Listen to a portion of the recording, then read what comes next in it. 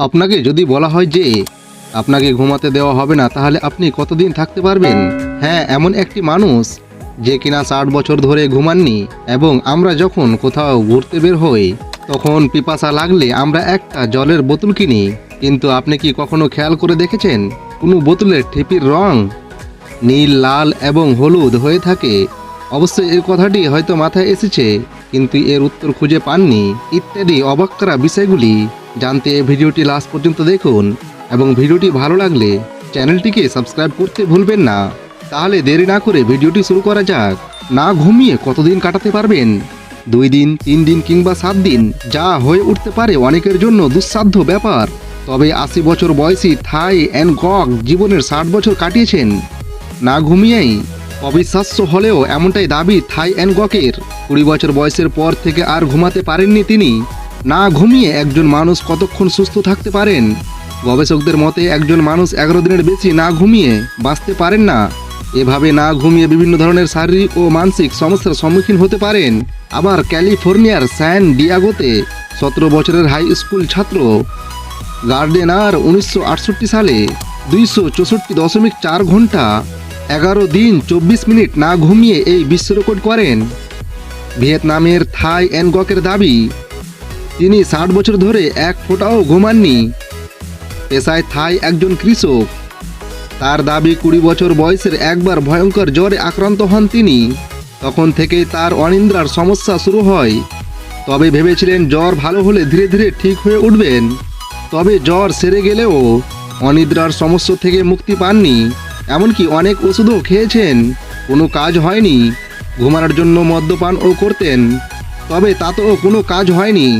থাই এর দাবি, এত বছর না ঘুমিয়েও তিনি দিব্যি সুস্থ আছেন। স্লিপ সার্ভিসেসের গবেষকদের দাবি, কিছু অনিদ্রা রোগীদের জেগে থাকা এবং ঘুমানোর মধ্যে পার্থক্য বলার ক্ষমতা নেই। তারা হয়তো কিছু সময়ের জন্য ঘুমিয়ে পড়েন, কিন্তু জেগে ওঠার পর আর তা মনে রাখতে পারেন না।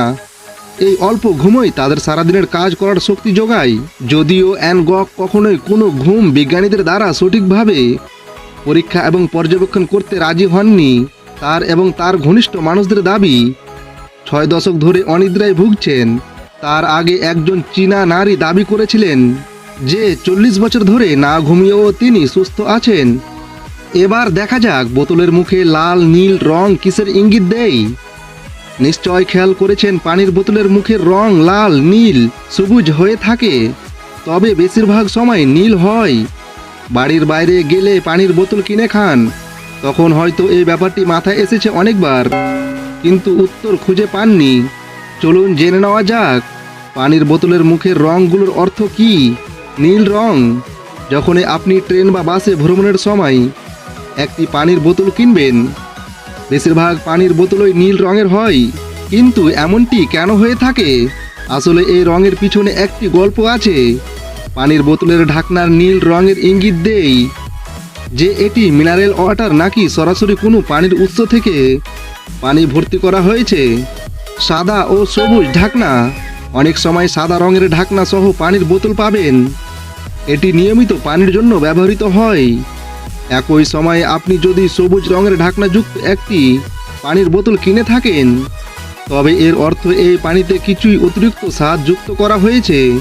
কিছু ব্র্যান্ড আছে যারা তাদের বোতলের ক্যাপের রং আলাদা রাখে, কারণ তাদের লোগোর রং, কিন্তু এই ব্র্যান্ডগুলো তাদের বোতলে লেখা পানির সব তথ্য দেয়।